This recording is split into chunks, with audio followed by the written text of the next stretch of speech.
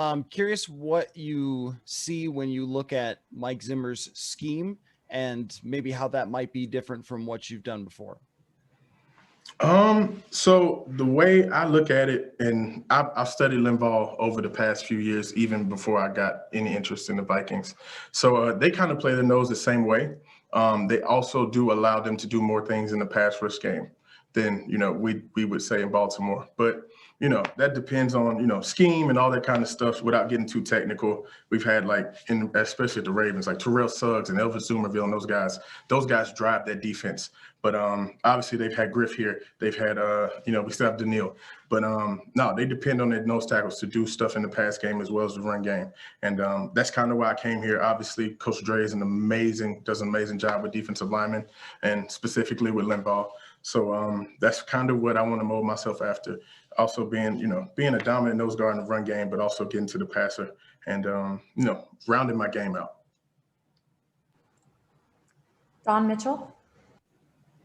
Michael, you had to make your decision not to play pretty early on when people really didn't know what was going on. It was kind of a bold and brave sometimes decision. Did you, as the season went on, regret? And that communication with Dre must have helped. What were your feelings when you had to make that and then going through it? Was there any self-doubt that you made the right choice?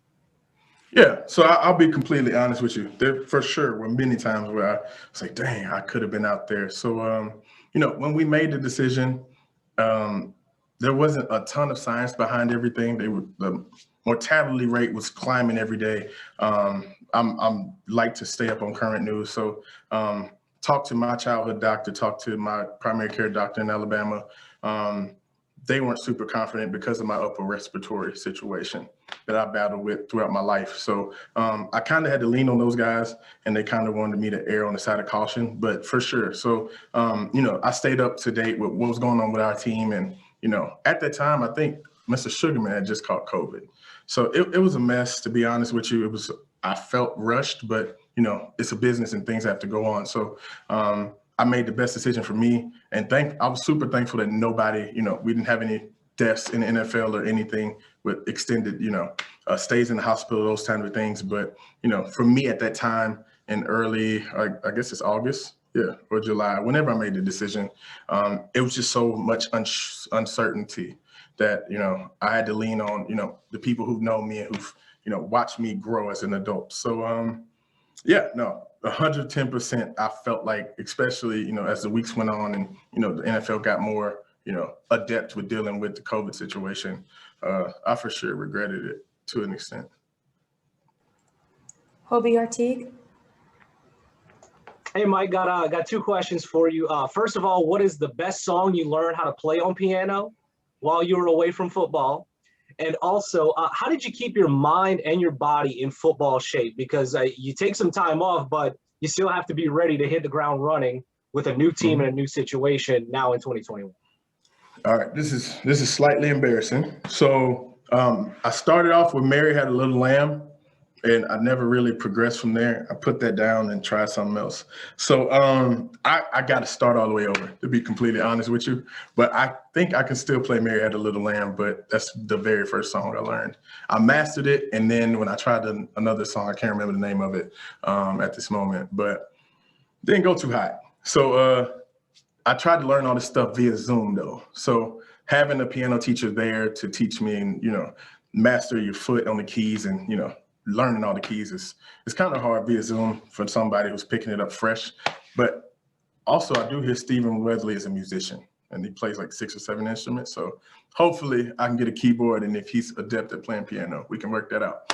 Football-wise, so I told the strength staff this morning, I just started doing some different stuff. So Squattober, I have a powerlifting background, weightlifting background. I got to try that for the first time. That was super, super fun for me.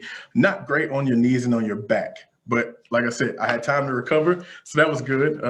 Just like 25 days of like squat and deadlift. If you're not crazy about weightlifting, I would not suggest it. But I actually got into CrossFit from January to February, and that's when I cut it off and started to get back into full-time football stuff. But all those things, I learned a lot of different stuff. CrossFit took a lot of, bad weight off of me. And I feel like I'm in great shape. I think the strength staff would agree with that today. And I've been ready to roll, man. Honed in on my nutrition, got to know my body from an extended amount of time and trying some different things on my diet. And holistically, I think I became a better player and a person. Obviously, we'll see what the results on the field, but as far as my body and my mind and everything else, I've grown. Courtney? Did you watch games? Did you have like a setup? What were Sundays like for you? Because it's probably got to be pretty hard if you're, regretting your decision at certain points to be like, can you put it away, or do you try to be like all in on that? Sorry, my email's going off. It's annoying. No worries. No worries. How did you handle that on Sundays? Yeah. So if you check my Twitter, like I watched every game, I live tweeted just like a fan. And like I said, it gave me a different perspective. So like I said, I haven't really met any of these guys in person. I sat in on all the meetings in the spring, obviously. I've met Shamar Stevens. I've known Stephen Weatherly. Outside of that, and Coach Amarje personally. But outside of that, I didn't know anyone. So I got to know these guys like through a TV screen, just like fans would. And I watched every single game. I had like 2 TV setups in my house and a computer. So NFL game day was like a big thing for me on my computer. Watch the Vikings and whatever team that my friends were playing, like the good matchups around the league. I watched them. Like I said, it was hard, but it's a super long season. So I think at the week 8, I was like mentally okay. But like I said, for me, I started like working out on Sunday mornings just to get like some of this anxiousness out. But it's turned into a routine. So I got on my Peloton, I hopped in the sauna, went to church. By that time, it was 12 o'clock. Had me a good, nice meal, got me a glass of wine, and, watched Vikings football just like everybody else. So it was fun. Obviously, I would love to be playing a lot more.